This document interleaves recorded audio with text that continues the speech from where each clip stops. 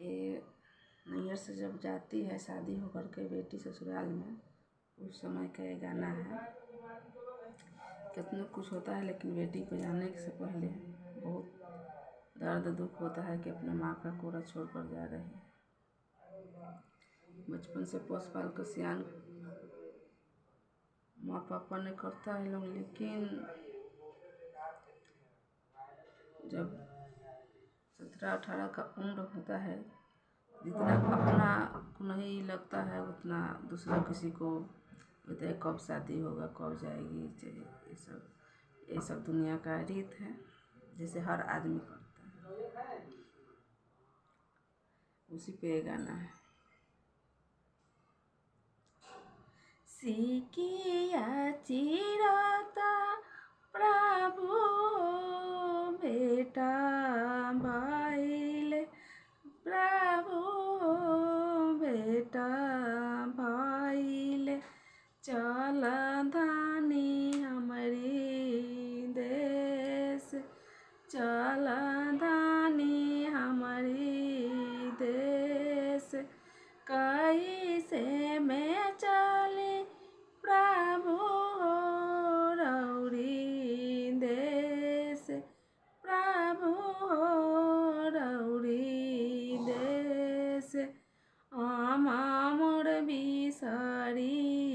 जाई, आमा मोर बिसरी जाई, आमा के बंदिना धानी हो, आमा दे बाबा धानी हो, आमा दे बाबा, चल धानी हमारा देश, चल धानी हमारा देश, सिकिया चिरता प्रभु बेटा भइले, प्रभु बेटा भइले, चल धानी हमारी देश, चल धानी हमारी देश, कैसे में चली प्रभु रौरी देश, प्रभु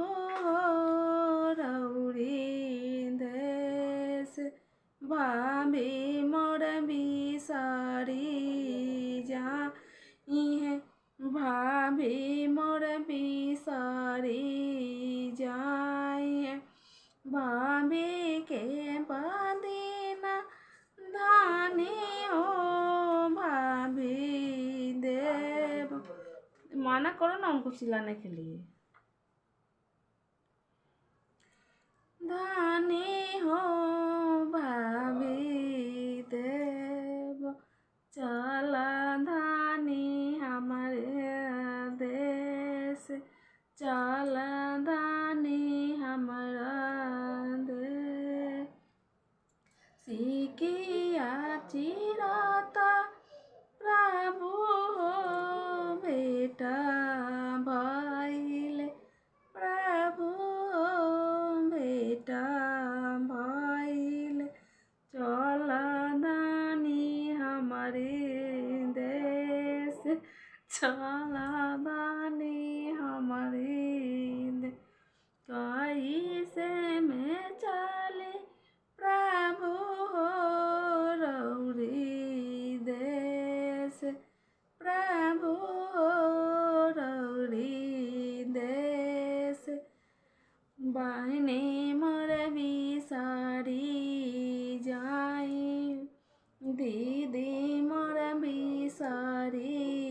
जा,